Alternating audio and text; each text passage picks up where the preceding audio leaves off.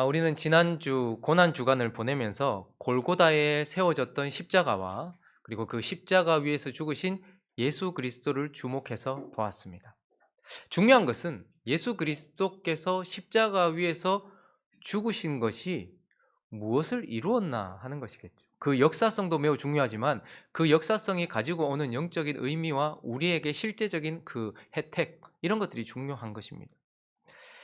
예수님께서 죽으시고 난 이후에 뭐라고 말씀하셨습니까? 요한복음 19장 30절은 그 죽음이 가지고 온 것이 무엇인지를 우리에게 말하는데, 읽어볼까요? 시작.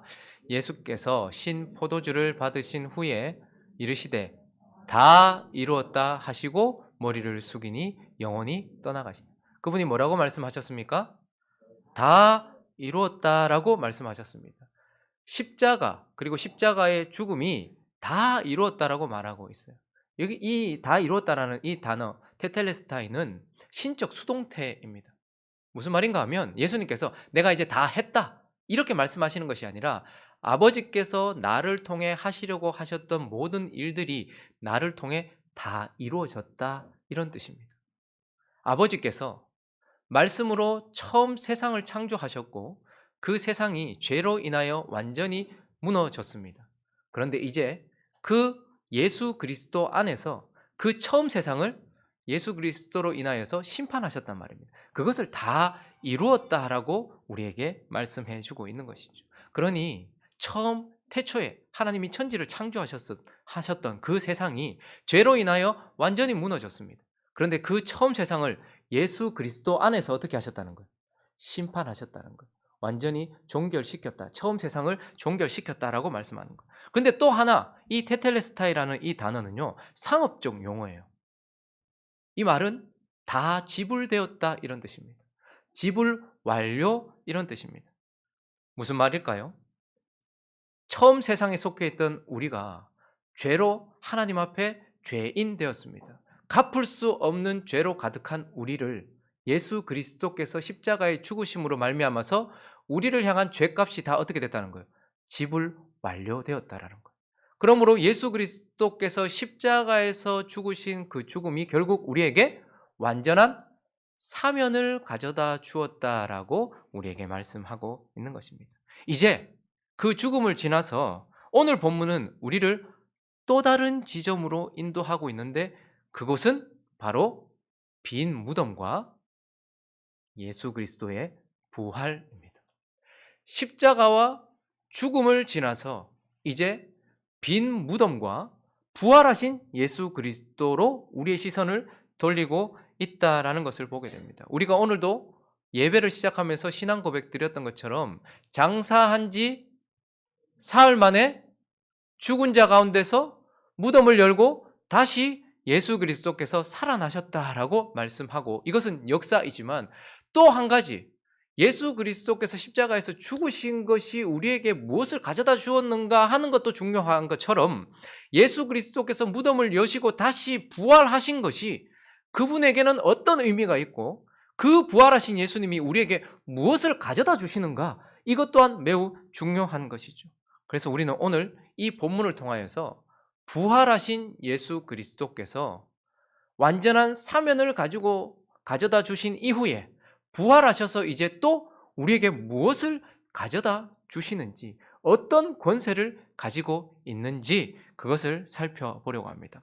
그 첫 번째는요, 부활하신 예수 그리스도는 영원한 생명을 우리에게 가져다 주십니다. 십자가에서 죽으신 예수 그리스도는 영원한 사면을 우리에게 가져다 줬어요. 그런데 그분이 죽음으로 끝내지 않고 부활하셨다라고 말하고 있죠. 그리고 부활하신 그분은 이제 우리에게 생명, 영원한 생명을 주신다라고 말씀하세요. 여러분, 십자가의 엔딩 장면을 어떻게 기억하십니까? 십자가로 다시 우리가 한번 들여다보죠. 십자가만 한번 들여다보십시오. 그 마지막 장면을 여러분은 어떻게 기억하십니까? 대부분은 예수님이 테텔레스타이 하시고 고개를 떨구시는 장면, 이것이 십자가의 마지막이라고 생각합니다. 그러나 요한복음 19장 34절은 그것이 끝이 아니고 이것이 끝이다라고 말합니다. 십자가의 끝 장면을 한번 읽어볼까요? 시작. 그중 한 군인이 창으로 옆구리를 찌르니 곧 피와 물이 나오더라. 고개를 떨구는 것이 끝이 아니라 옆구리에서 뭐가 나오는 것? 배가 터져 물과 피와 물이 흐르는 것. 이것이 십자가의 마지막 장면입니다. 피는 뭐죠? 생명이에요. 물은요? 생명을 유지하는 거예요. 그러니까 피와 물이란 생명을 말하는 것입니다. 생명수를 말하는 것이고, 더 구체적으로 요한복음 7장 38절과 39절은 이제 성전이신 예수 그리스도, 반석이신 예수 그리스도의 배가 터지면서 나온 이 물과 피가 뭔지를 정확하게 말했습니다. 읽어봅니다. 시작. 나를 믿는 자는 성경의 이름과 같이 그 배에서 생수의 강이 흘러나오리라 하시니, 이는 그를 믿는 자들이 받을 성령을 가리켜 말씀하십니다. 십자가의 끝은 고개를 떨구시면서 다 이루었다 하고 고개를 떨구시는 것이 끝이 아니라 반석이신 그분, 성전이신 그분에게서부터 생명수, 성령, 생명의 성령의 법, 성령이 나오는 것, 이것이 끝이라는 거예요. 그래서요, 이제 부활하신 예수 그리스도는 어떤 분이 되신 것입니까? 그 생명이신 성령을 원하는 자에게 나누어 주시는 분이다라는 것입니다. 이 장면을요, 출애굽기 17장에서 우리에게 한번 먼저 보여주셨습니다. 예수 그리스도의 배로부터, 성전이신 그분, 반석이신 그분의 배가 터짐으로써 거기서부터 나오는 피와 물, 이것을 먼저, 이 생명수가 나오는 것을 먼저 한번 보여주셨단 말입니다. 출애굽기 17장 6절만 한번 읽어볼까요? 읽어봅니다. 시작. 내가 호렙산에 있는 그 반석 위, 거기서 내 앞에 서리니 너는 그 반석을 치라. 그것에서 물이 나오리니 백성이 마시리라. 모세가 이스라엘 장로들의 목전에서 그대로 행하니라. 목말라 했습니다. 이스라엘 백성들이 목말라 했을 때 하나님께서 모세에게 이집트를 심판했던 그 심판했던 지팡이를 들고 가라고 말해요. 그리고 어디 위에 세우십니까? 반석 위에 세우십니다. 이 반석은 누구를 상징합니까? 예수 그리스도를 상징하고, 심판했던 그 지팡이를 가지고 반석을 쳐서 반석이 터질 때 거기서 뭐가 나왔어요? 생명수가 나와서 백성들이 먹고 마셨다는 거예요. 그래서 예수 그리스도는 이제 자기가 원하는 자들에게 생명인 성령을 보내주시는 자. 그래서 요한복음 14장 6절 이렇게 말씀하고 있는데 읽어볼까요? 요한복음 14장 6절 시작. 내가 아버지께 구하겠으니 그가 또 다른 보혜사를 너희에게 주사 영원토록 너희와 함께 있게 할. 보혜사를 누가 보낸대요? 주어가 누구예요? 내가 아버지께 구하여서 보낸다. 내가 누구예요? 예수 그리스도. 그냥 예수 그리스도가 아니라 배가 터지신, 반석이신, 성전이신 그분이 거기로부터 성령을, 생명수를 보낸다라고 말씀하고 계시는 것입니다. 그러니 이제 부활하신 예수 그리스도는 자기가 원하는 모두에게 생명인 성령을 주시는 분이 되셨다라고 말씀하고, 또한 구하는 자에게 성령을 주시는 분이 되셨다라고 말해요. 오늘 이 출애굽기 17장의 본문과 유사한 본문이 민수기 20장에 나오는데, 출애굽기 17장은요 출애굽한 지 얼마 되지 않았을 때 있었던 사건이고, 민수기 20장은 이제 가나안 땅에 들어가기 직전에 있었던 일입니다. 근데 똑같은 일이 있었어요. 그리고 이때에는 하나님께서 이렇게 말씀하셨습니다. 20장 7절과 8절을 읽어보겠습니다. 시작. 여호와께서 모세에게 말씀하여 이르시되 지팡이를 가지고 내 형 아론과 함께 회중을 모으고 그들의 목전에서 너희는 반석에게 명하여 물을 내라 하라. 좀 읽어주십시오. 회중과, 자, 이번에도 지팡이는 들고 가는데 어떻게 합니까? 지팡이로 칠합니까? 아니면 반석에게 말하라고 해요? 말하라. 그러니 성령은 예수 그리스도가 심판받으심으로써 우리에게 올 수 있게 되셨어요. 그런데 그 이후부터는요 구하여 얻는 것이 되었어요. 그래서 예수 그리스도는요 우리에게, 부활하신 예수 그리스도는 우리에게 원하는 모든 자에게 자신의 뜻대로 성령을 주실 수 있는 분, 그리고 자신에게 구하는 자에게 언제나 가나안 땅에 젖과 꿀이 흐르는 그러한, 그리고 그 땅에서 옛사람과 싸우기 위한 싸움을 해야 되는 그 모든 사람들이 목말라 구할 때마다 성령을 주실 수 있는 분, 성령을 주시는 분이다라고 말씀하시고, 이제 이 일 후에 이 생명의 물, 생명수인 성령을 받은 자들이 어떤 삶을 살아가는지, 이 성령은 결국 제자답게 살 수 있도록 하는 성령을 주시는 분이라는 걸 우리에게 가르쳐줘요. 오늘 본문으로 다시 돌아보시면 38절에는 누가 나옵니까? 아리마대 사람 요셉이라는 사람이 나오고, 또 한 사람이 또 나와요. 누가 나오죠? 밤에 찾아갔던 니고데모 두 사람이 나와요. 예수의 배에서 피와 물이 흐르고 난 이후에 일찍이 아리마대 사람 요셉이 이 일 후에라고 얘기하면서 두 사람이 나오는데, 이 두 사람은 어떤 사람이었냐면 요한복음 12장을 보시면요, 42절과 43절을 한번 읽어보겠습니다. 시작. 그러나 관리 중에도 그를 믿는 자가 많되 바리새인들 때문에 드러나게 말하지 못하니 이는 출교를 당할까 두려워함이라. 그들은 사람의 영광을 하나님의 영광보다 더 사랑. 예수에 대해서 끌림도 있었고 어느 정도 있었는데 이들이 제자로서 예수를 따라가지는 못했어요. 왜요? 출교당할까 봐, 내 거 다 잃을까 봐, 혹은 사람에게 받는 영광이 더 컸기 때문에 제자라고 할 수 없는 삶을 살아가던 사람들의 대표가 아리마대 사람 요셉과 또 한 사람 누굽니까? 니고데모였단 말입니다. 그런데 이 물과 피가 흐르고 난 이후에 어떤 일이 일어났다는 거예요. 예수께서 주실 성령은 이러한 사람들이 제자답게 살 수 있도록. 그래서 38절을 읽어볼까요? 38절 시작. 아리마대 사람 요셉은 예수의 제자이나 유대인들이 두려워 그것을 숨기더니 이 일 후에 빌라도에게 예수의 시체를 가져가기를 구하매 빌라도가 허락하는지라. 이에 가서 예수의 시체, 예수님 살아계실 때에도 기적을 베푸실 때에도 그 놀라운 은혜의 말씀이 선포될 때에도 제자라고 말하지 못했던 그가 예수님이 비참히 죽으시는데 그 시체를 달라고 이야기하는 것. 어떻게 그럴 수 있었습니까? 예수가 원하는 자에게 보낼 성령이 임하시면, 그 성령이 그 사람 속에서 역사하시면 이제 그러한 자기의 신앙을 세상 속에서 드러나는 제자가 될 수 있고, 예수님은 이러한 성령을 보내시는 분이다. 그리고 39절에는 보니까요, 이 니고데모라는 사람이 그때 어떻게 했다고 말합니까? 일찍이 예수께 언제 찾아왔어요? 밤에 찾아왔던 니고데모도 뭘 줬다고 말합니까? 모략과 침향 섞은 것을 100리트라쯤. 그러니까 그도 처음에는 예수를 대놓고 따라다니지 못했어요. 그런데 이제 밤에 왔던 그가 성령이 임하시면 어떻게 되는가, 제자로서의 삶을 살아간다는 걸 보여주는 샘플이 되어서 특별히 침향, 이러한 것들, 장례를 준비하는 것들 100리트라쯤 가지고 왔대요. 100리트라라는 것은 엄청난 양이라는 말인데 한 33에서 34kg 정도 됩니다. 근데 이것이 정확하게 왕들의 장례를 치를 때의 양이에요. 그러니까 지금 니고데모는 이제 그분을 죽으셨는데, 은혜롭게 말씀하실 때도 아니고 살아서 막 기적을 베푸실 때도 아니라 죽으셨는데 이분이 내 왕이다라고 지금 고백하는 거예요. 그러니까 예수 그리스도는 이제 부활하셔서, 부활하신 예수 그리스도는 우리에게, 원하는 자에게, 그리고 구하는 자에게, 제자답게 살지 못하는 저와 여러분 같은 사람에게 제자답게 살 수 있도록 하는 생명인 성령을 보내시는 분, 영원한 생명을 주시는 분이 되셨다라고 말씀하고 있는 것입니다.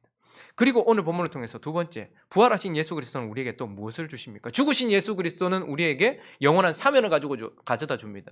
이제 부활하신 예수 그리스도는 영원한 생명과 또 두 번째는 영원한 진리를 가져다 주신다. 영원한 진리를 보게 하신다라고 말하고 있어요.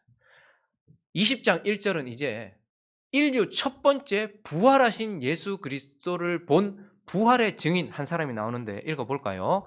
시작. 안식 후 첫날 일찍이 아직 어두울 때에 막달라 마리아가 무덤에 와서 돌이 무덤에서 옮겨진 것을 보고, 자, 누구예요? 7 귀신 들렸다가 고침을 받은 막달라 마리아가 부활의 주님을 본 첫 번째 증인이 되었어요. 자, 그런데 그가 어떤, 이 예수님을 봤는데도 어떤 상태에 있냐면 14절을 한번 읽어볼까요? 시작. 이 말을 하고 뒤로 돌이켜 예수께서 서 계신 것을 보았으나 예수이신 줄을 알지 못하더라. 15절도요. 예수께서 이르시되 여자여 어찌하여 울며 누구를 찾느냐 하시니 마리아는 그가 동산지기인 줄 알고 이르되 주여 당신이 옮겼거든 어디에 두었는지 내게 이르소서 그리하면 내가 가져가리이다. 첫 번째 증인이었던 막달라 마리아가 14절에 보니까 예수를 봤대요. 그리고 15절에 보니까 예수의 음성을 들었대요. 그런데 희한하게도 마리아는 보아도 보지 못했고 들어도 듣지 못한 상태에 있었어요. 그런데 16절에 예수께서 마리아야 하시니 그때 그가 돌이켜 보게 되면서 라보니 선생님하고 예수를 보게 되었다라는 것이죠. 부활하신 예수님을 본다는 것은 어떤 의미가 있을까요? 이제 그 막달라 마리아 그리고 그 부활하신 예수님을 본 자와 우리는 조금 다른 차원에 있긴 하지만, 부활하신 예수님을 본다, 우리가 예수를 본다는 건 어떤 의미일까요? 예수는 하나님의 말씀이세요. 예수는 하나님의 진리세요. 그러니까 그리고 예수는 살아있는 하나님의 말씀이요 살아계신 하나님의 진리예요. 그러니까 예수를 본다는 말은 똑같이 뭘 의미하는 걸까요? 하나님의 말씀을 깨닫게 되는 것을 의미하는 거예요. 하나님의 뜻을 깨닫게 되는 것을 의미하는 거예요. 하나님의 진리를 깨달아 알게 되는 것을 말하는 거예요. 첫 번째 증인이었던 막달라 마리아와 두 번째, 세 번째 이어지는 마리아는 부활하신 예수 그리스도를 보면서 그렇게 그분을 알아보았고 우리는요. 기록되어져서 우리에게 부활했다라고 기록된 이 말씀을 보면서 예수 그리스도를 알아가는 거예요. 그러니까 어쨌든 우리가 부활하신 예수 그리스도를 본다는 것은 살아계신 하나님의 말씀을 깨닫게 된다는 것이고 살아계신 하나님의 진리를 깨달아 알게 된다라는 것을 말하고 있는데 이제 부활하신 예수님은요. 그들도 눈으로 봐도 몰랐거든요. 그런데 예수님의 특별한 방식으로 16절을 다시 보시면 마리아는 어떻게 눈이 띄어졌냐면 예수께서 마리아야 하고 그의 이름을 불러주셨을 때에 부활하신 예수 그리스도 하나님의 말씀, 하나님의 진리, 하나님의 뜻을 깨달아 보게 되었다라고 말하고 있죠. 누가복음 24장에는 또 다른 방식이 있는데 누가복음 24장 16절 한번 보실까요? 엠마오로 내려가던 두 제자였습니다. 근데 그들에게 마리아처럼 똑같이 예수님 옆에 서셨어요. 그리고 계속 대화를 했어요. 그런데 읽어볼까요? 시작. 그들의 눈이 가려져서 그인 줄을 알아보지 똑같이 못 알아본단 말입니다. 그런데요 30절과 31절을 읽어보겠습니다. 시작. 그들과 함께 음식 잡수실 때에 떡을 가지사 축사하시고 떼어 그들에게 주시니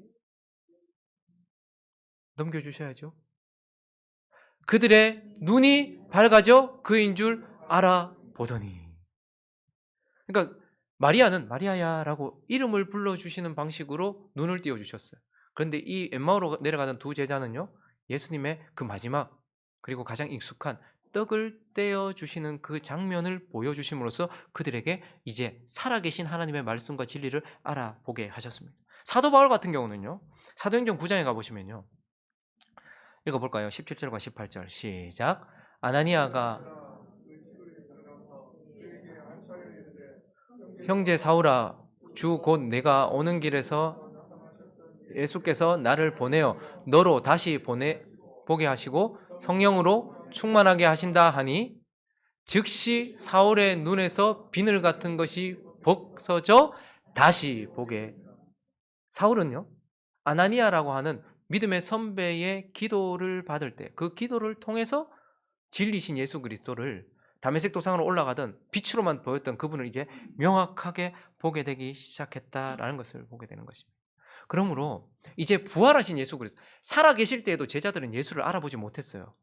그 뜻도 몰랐어요. 아버지도 보지 못했어요. 그래서 빌립은 아버지 보여달라고 얘기하고 제자들은 알아듣지도 못했어요. 그런데 부활하신 예수 그리스도는 이제 우리에게 부활하셔서 생명을 주시고 또한 우리에게 영원한 진리, 살아있는 하나님의 말씀, 살아계신 하나님의 말씀, 우리로 살게 하는 하나님의 말씀, 그 진리를 지금 저와 여러분에게 여러 수단들을 통하여서 볼 수 있도록 하시는 분이다라고 말씀하고 있는 것입니다. 그리고 마지막으로 이제 부활하신 예수 그리스도는 우리에게 무엇을 주십니까? 그분은 영원한 관계를 맺어 주십니다. 영원한 관계 속으로 우리를 인도하셨다라는 것을 보게 됩니다. 자, 아주 영광스러운 본문인데 17절을 한번 읽어볼까요? 17절 시작. 예수께서 이르시되 나를 붙들지 말라. 내가 아직 아버지께로 올라가지 아니하였노라. 너는 내 형제들에게 가서 이르되 내가 내 아버지 곧 너희의 아버지 내 하나님 곧 너희의 하나님께로 올라간다 하라 하신. 지금 예수께서 나 붙들지 마라 이렇게 말씀하십니다. 이것은 아마 예수 그리스도께서 이제 승천하셔야 되는 그런 상황 가운데 있기 때문에 더 영광받아야 될 일이 있기 때문이기도 하고 그리고 또 그것을 붙들고 있는 마리아에게 너는 나 붙들고 여기에 앉아있지 말고 증거하라 라는 의미이기도 하겠죠. 그런데 그 이후에 이어지는 말씀 너는 누구에게 가서 지금 앞에 있는 마리아뿐만 아니라 예수를 믿는 사람들을 향해서 내 형제라고 예수 그리스도께서 부활하셔서 이제 영원한 관계를 맺게 하시는데 예수 그리스도와 우리를 뭐로 맺으시는 거예요? 형제로 맺으신다라고. 영원한 형제로 맺으신다라고 말해요. 그러면서 또 내 아버지 곧 너희의 아버지. 그러니까 그냥 아버지 말씀하시면 될 텐데 예수님의 아버지와 너희의 아버지를 구분하시기는 해요. 왜냐하면 그분은 독생자시고 우리는 양자니까요. 그렇지만 어쨌든 그분의 아버지도 누구의 아버지가 되셨어요? 우리의 아버지가 되셨어요.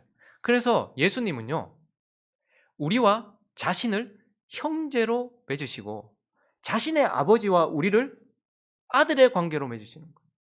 오직 그렇게 될 수 있는 것, 여러분, 여러분에게 친형제는 누구만 친형제가 될 수 있습니까? 같은 뭐를 나눈 사람? 같은 피를 나눈 사람이에요. 아버지는요, 내 앞서 같은 피를 가지고 있는 분이 아버지예요. 그런데 이제 예수 그리스도와 아버지 사이에 우리의 관계를 이렇게 맺어주시는 이유는 무엇이죠? 영적으로는 같은 영을 받은 사람이에요. 그래서 성령이 우리 안에 계시기에 예수 그리스도의 영, 아버지께서 보내시는 영을 우리에게 주심으로써 예수와 우리가 뭐가 된다고요? 형제가 되고, 그리고요, 하나님 아버지와 우리가 그분의 아들이 되게 하셨다라는 것입니다. 이것이 얼마나 중요한 것인가. 예수와 우리가 형제가 되었다. 잠언 17장을 한번 가볼까요? 17장 17절을 보시면요, 형제의 유익이 뭔지를 보여줘요. 읽습니다. 시작. 친구는 사랑이 끊어지지 아니하고 형제는 위급한 때를 위하여. 형제는 뭐 때문에 있다는 거예요? 위급한 때. 어제 그 교회 앞에서 사고가 났었습니다. 뭐 큰 사고는 아니었는데요. 오토바이가 차에 박았어요. 근데 이제 이 알바생이 이제 넘어졌어요. 근데 그 순간에 이제 바로 전화를 했어요. 위급한데요. 운전자 입장에서는 얼마나 놀랐겠습니까? 갑자기 앞에 이제 오토바이가 넘어지고 쓰러지고 정신을 못 차리고 있으니까. 근데 이 상황 속에 저도 좀 놀라서 119가 몇 번인지 모르겠더라고요. 옆에 사람한테 그리고 경찰에 신고해야 되겠다 해서 경찰도 신고했어요. 근데 제 마음이 얼마나 조급한지 빨리 왔으면 좋겠다 했는데 그래도 뭐 한 5분 10분은 걸리겠지 싶었거든요. 확실하게 몇 분은 걸렸는지 모르겠는데 소방차가 앞에 오고 뒤에 구급차가 뒤에 오더니 경찰차가 따라오더라고요. 근데 그 위급한 순간에 그렇게 요청했을 때 곧바로 경찰과 소방관이 오니까 마음에 얼마나 안심이 되는지. 예수와 우리가 형제가 되었다라는 것은 이 세상을 살아가는 우리에게 수많은 위급한 일이 있을 때마다 그 위급한 일을 위하여 계신 분이 옆에 있다라는 뜻입니다. 그냥 우리가 예수가 내 형제다, 이게 받기 힘든 말이긴 하지만 그러나 그 은혜가 얼마나 그냥 여러분 살다 보면 위급한 일이 얼마나 많습니까? 그때 발을 동동 구르면서 지금 빨리 빨리 빨리 하고 있는 그때에 위급한 때를 위하여서 그분이 우리의 형제가 되셨다라고 말하는 것. 그것이 얼마나 큰 은혜인지 몰라요. 그 관계 속에 우리를 불러주신 거란 말입니다. 부활하신 그분이. 그리고요, 그분과 형제가 되었다라는 것은 또 다른 의미에서는 아가서 한번 가볼까요? 4장 12절만 한번 보겠습니다. 읽어봅니다. 시작. 내 누이 내 신부는 잠근 동산이요 덮은 우물이요 동안샘이요. 솔로몬과 술람미 여인, 예수 그리스도와 교회를 상징하는 이 아가서에서 솔로몬은 술람미 여인에게, 예수는 우리에게 뭐라고 말씀하시는가 하면 그냥 내 신부가 아니고 앞에 뭐가 있습니까? 내 누이. 그러니까 우리는 예수 그리스도의 신부이기 전에 예수 그리스도의 뭐라는 거예요? 누이라는 거예요. 그러니까 예수 믿는 사람은요, 영적으로 말하면 성별이 남자입니까 여자입니까?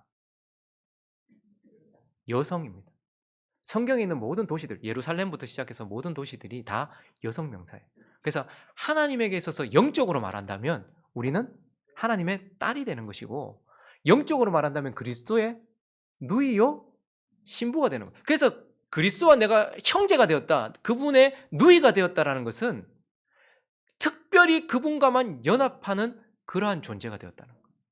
특별히 그분의 사랑을 받는 존재가 되었고, 특별히 그분과 깊은 교제 안에 들어갈 수 있는 유일한 존재로서 우리를 불러주셨다. 사랑의 특별한 데. 여러분, 사랑을 남편 이외에 자식도 사랑할 수 있고 부모도 사랑할 수 있고 친구도 사랑할 수 있지만 남편과 아내와의 사랑만은 특별한 거거든요. 근데 우리가 예수와 형제가 되었다, 그분의 누이가 되었다라는 것은 특별히 거룩한 관계로 우리가 부름을 받아서 그분과 깊은 교제를 나눌 수 있는 관계로 우리가 부름을 받았다라는 거예요. 그리고요, 우리가 하나님 아버지의 뭐가 됐다는 거예요? 아들이 되었다는. 양자가 되었다는 것은 단순히 받아들여졌다는 정도가 아니고 법적으로 그분의 모든 것들이 내 것이 되었다는 의미입니다. 고아가 되지 않고 그분 안에 있는 관계가 되었다는 거예요. 그래서 이 모든 관계는요, 영원한 관계입니다. 하나님과의 관계를 이해할 수 있도록 하나님은 우리를 이 땅에 보내실 때에 일시적인 관계를 허락하셨어요. 그래서 우리가 응례하고 태어나는 순간 하나님이 맺어놓으신 부모 자식 간의 관계가 그때 출현되어져요. 근데 그건 내가 정한 건 아니거든요. 근데 그 부모 자식 간의 관계는 영원하지 않아요. 우리가 이 땅의 삶을 마치면 하나님 나라 백성이 되면 같은 위치에 서게 될 것입니다. 그리고 부모 자식보다 더 오랜 시간을 함께했던 부부 간의 관계도 어떻게 될까요? 천국 갔는데 또 그 남편이 내 남편일까요? 천국 가면 천사와 같으니 시집가고 장가가는 게 있다 없다? 없다. 이것이 여러분들에게 복음입니까? 이제는 이 남편 이제 내가 천국 간데도 내 남편이고 이 인간 이거 내가 이게 아니고 끝인 거예요. 오직 이제 우리 신랑은 누구죠? 예수 그리스도밖에 없는 거예요. 그러니까 이 땅에서의 관계는 일시적인 관계예요. 이 땅에서의 형제, 이 땅에서의 부부, 이 땅에서의 부모 일시적이에요. 우리를 위해서 있는 거예요. 그런데 그것을 맺어주신 이유가 뭐냐면 예수 그리스도와 하나님 아버지 우리가 영원한 관계 속에 있게 된다는 것을 보여주는 예표였고 우리는 지금 이 순간부터 벌써 천국 가서가 아니고 죽어서가 아니고 이 순간부터 급할 때에는 언제든지 우리의 응급대원이 되어주시고 우리의 경찰이 되어주시고 우리의 은혜가 되어주시는 예수 그리스도와 이 순간부터 지금 형제로 맺어져 있고 지금 예수 그리스도와 깊은 부부간에 야다하야 하는 것처럼 깊은 교제 가운데 있으며 지금 하나님의 아버지의 아들이 딸이 되어서 그물 앞에 서 있는 관계 속으로 우리를 집어넣어 주신 영원한 관계를 우리에게 주셨다라는 것을 말씀하고 있는 것입니다. 말씀을 정리하겠습니다. 태초에 하나님께서 그분의 말씀이신 예수 그리스도를 통하여서 천지를 창조하셨습니다. 그리고 일곱째 날 안식하셨습니다. 그리고 2000여 년 전에 하나님께서 그 예수 그리스도를 통하여서 이 세상을 심판하셨습니다. 처음 세상을 심판하셨습니다. 그래서 처음 창조를 이뤘을 때 다 이루었다라고 말씀하시고 일곱째 날 안식하셨어요. 그리고 예수 그리스도 안에서 처음 세상을 심판하시고 나서 예수가 뭐라고 말합니까? 다 이루었다라고 말하고 어디로 들어가는 거예요? 안식일로 들어가는 거예요.